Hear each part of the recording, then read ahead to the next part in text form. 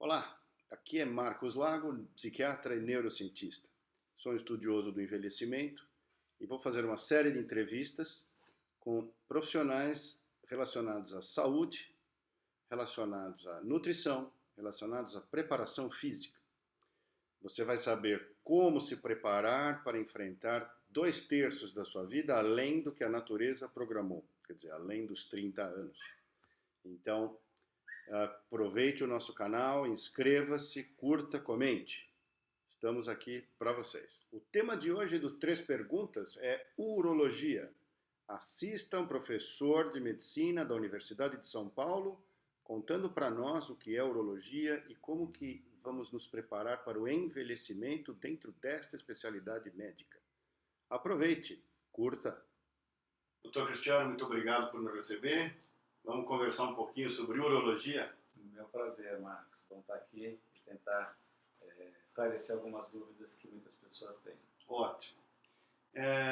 Eu queria que você me contasse um pouquinho, e para a turma que está vendo a gente, como é que você vê a história da urologia? O que você poderia dar uma introduzida? Como apareceu essa especialidade? A história da urologia é muito longa, ela vem desde os tempos egípcios, e eu acho que a gente falar dessa evolução de tantos séculos é difícil. Então eu vou te dar uma dica e falar um pouquinho da evolução que eu vivi. E mesmo sendo um tempo relativamente curto, é uma história bastante interessante, que a gente vê mudança de vários paradigmas, de várias formas como a gente avalia e trata os pacientes. Então, talvez fosse bom falar um pouquinho da urologia, o que ela é, porque nem todo mundo está familiarizado, né?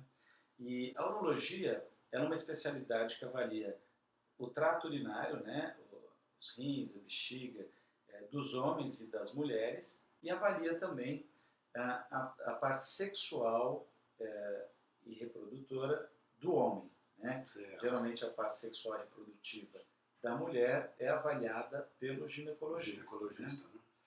E, então, os órgãos que mais frequentemente a gente avalia, no caso de homens e mulheres, os rins e a bexiga, e no caso dos homens a gente avalia também a próstata, as vesículas seminais, o pênis, a uretra, os testículos, tudo isso relacionado então à urologia. E a gente tem visto vários progressos, né, sobre vários aspectos. Então, por exemplo, hoje se fala muito do câncer de próstata, que é o câncer mais frequente no homem, né, que tem uma taxa de mortalidade que é a segunda maior por câncer no homem. E o que levou a um grande impulso no diagnóstico, no tratamento, foi a descoberta, por exemplo, do PSA. Hoje, o PSA, que é um exame de sangue, é uma coisa que é de 30 anos para cá, que se descobriram, que entrou na prática clínica há 20 anos, mais ou menos. Né? É recente assim o PSA? É recente. Hoje em dia a gente está vendo outra novidade, que é a inclusão da ressonância magnética como um exame pré-biópsia de próstata, quando há uma suspeita de câncer de próstata. A gente vê a evolução dos tratamentos, né? Por exemplo, hoje se fala muito da cirurgia robótica. Certamente, a especialidade que foi mais afetada pela cirurgia robótica foi a urologia, e a cirurgia assim, mais realizada é a prostatectomia radical com auxílio do robô. Então são todas essas evoluções que a gente viu. Hoje em dia a gente tem cirurgias a laser para tratar várias doenças. Hoje a gente trata muitos tumores renais sem a necessidade de cirurgia, coloca uma agulha por via percutânea no meio da lesão e aí através de termoterapia, seja por congelamento, seja por aquecimento, você promove a necrose da lesão. Hoje a gente trata pedras no rim sem fazer corte como era antes. Antes era um corte desse tamanho. Sim. Hoje em dia a gente passa uma câmerazinha, ela entra pela uretra, vai até a bexiga, sobe até o rim e você com laser fragmenta a pedra, pulveriza e eventualmente retira os fragmentos. Né? Dentro da incontinência urinária, que é um tema que me interessa muito, a gente viu, por exemplo, o advento dos slings, que são cirurgias que não existiam. Então, se você perguntar para sua avó, para sua bisavó, quem é mais jovem, vai ver assim, como é que era a incontinência? Todo mundo tinha incontinência, todo mundo operava e todo mundo voltava a ter incontinência. Hoje, com essas cirurgias, a gente tem taxas de sucesso muito altas. Hoje a gente injeta botox na bexiga, né? Então, essa é uma coisa que também entrou. Então, assim, a gama de avanços foi muito grande. Também na área de envelhecimento, que talvez a gente possa deixar para falar em seguida. Eu queria um pouquinho, bacana, eu queria entender um pouco essa história da odontologia, a turma entender que pé que está, como é que nós estamos. E agora eu queria um pouquinho da sua parte na universidade. Eu sei que você é professor livre-docente do HC e lá do Hospital das Clínicas, e eu queria entender um pouquinho como é que está a sua atividade na universidade. Então, eu tenho uma atividade muito forte na universidade, né? A universidade, ela tem, especialmente dentro do Hospital das Clínicas, o que eles chamam de tripé, né? Que são 3 vertentes, que é assistência, pesquisa e ensino. A assistência, claro, é tratar dos pacientes, né? O ensino é principalmente voltado aos estudantes de medicina e aos residentes, mas também a outras especialidades, por exemplo, estudantes de fisioterapia, enfermagem, às vezes psicologia, são equipes muitas vezes multidisciplinares, né? Então o ensino é muito forte, né? O residente está sempre com a gente dá aula para os internos, dá aula para os acadêmicos, a gente procura hoje envolver os acadêmicos em pesquisa científica e pesquisa geralmente ou atrelada à pesquisa laboratorial, ou atrelada à assistência médica, que é uma coisa que realmente eles gostam bastante. Então, existem programas de iniciação científica, eu tenho alunos de iniciação científica, em bolsa, que é uma coisa também interessante, né? Quando a gente está nessa fase, uma bolsa pequena que seja ajuda, né? Faz toda a diferença, né? E eu também oriento a pós-graduação, né? Então, a pós-graduação, nível mestrado, nível doutorado, tenho disciplina de pós-graduação e tenho uma atividade muito intensa em pesquisa, muito intensa, é uma coisa que eu gosto.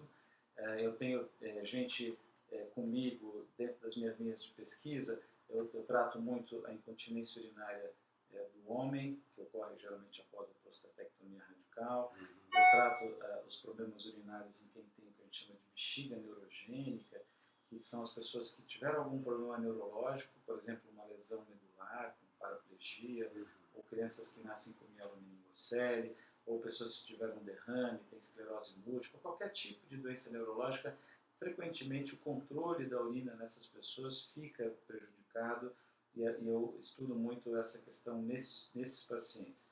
Eu estudo também várias formas de tratamentos cirúrgicos, tratamentos fisioterápicos, tratamentos medicamentosos. A gente faz também alguns estudos epidemiológicos, que são estudos para caracterizar as disfunções urinárias em diferentes grupos e dentro até mesmo, por exemplo, do envelhecimento. A gente recentemente fez um estudo muito bacana, que foi o primeiro estudo de abrangência nacional avaliando a prevalência, né, de problemas urinários na população acima de 40 anos. Então, foi um trabalho bastante interessante. E eu também gosto muito da área de disfunção sexual, tanto em homens como em mulheres.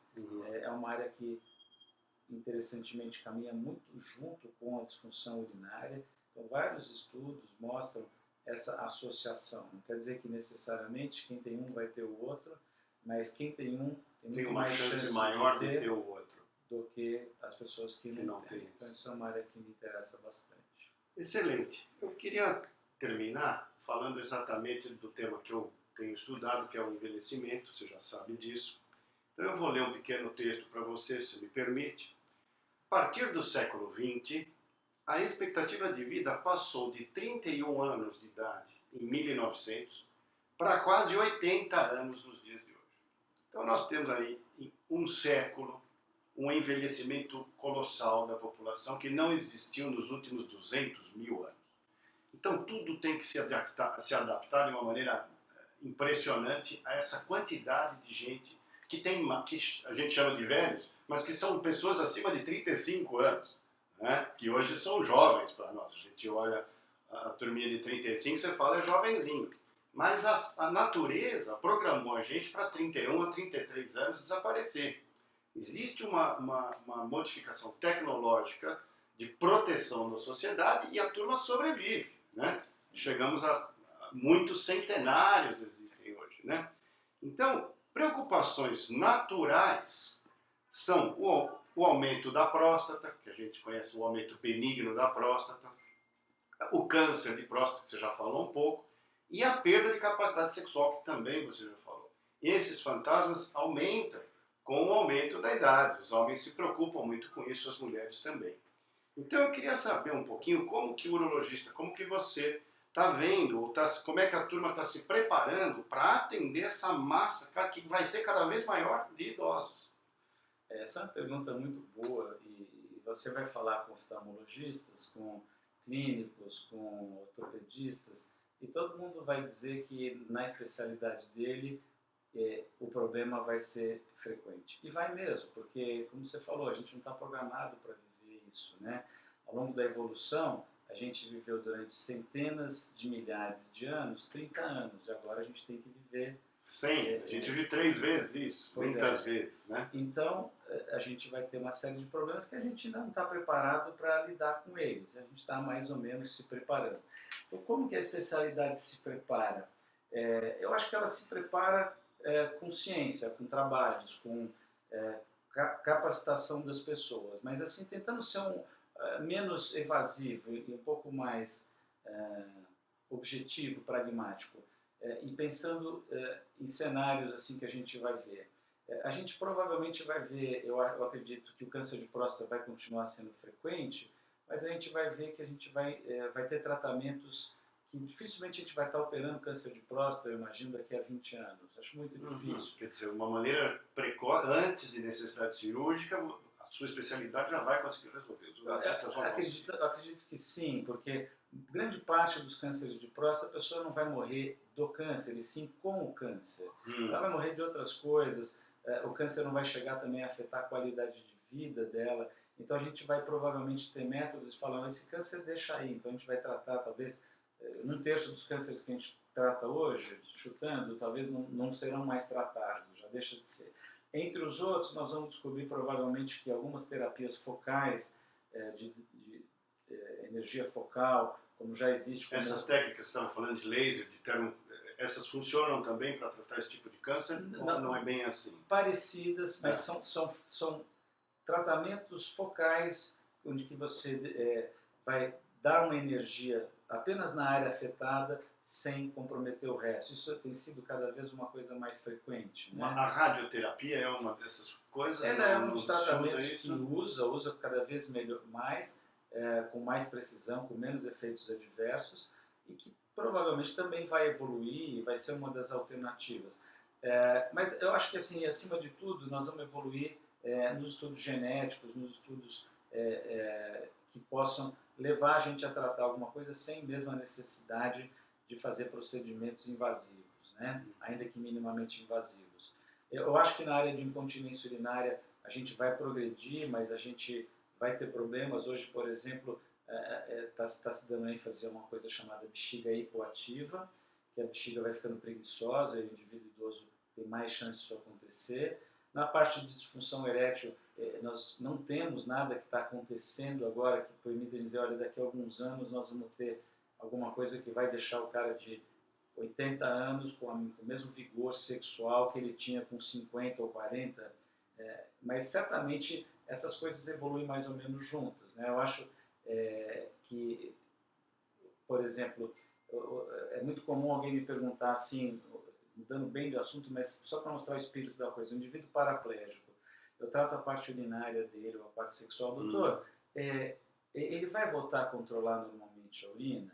Eu geralmente dou uma resposta mais ou menos assim, olha, o que está levando ele a não ter o controle da urina é o problema neurológico dele.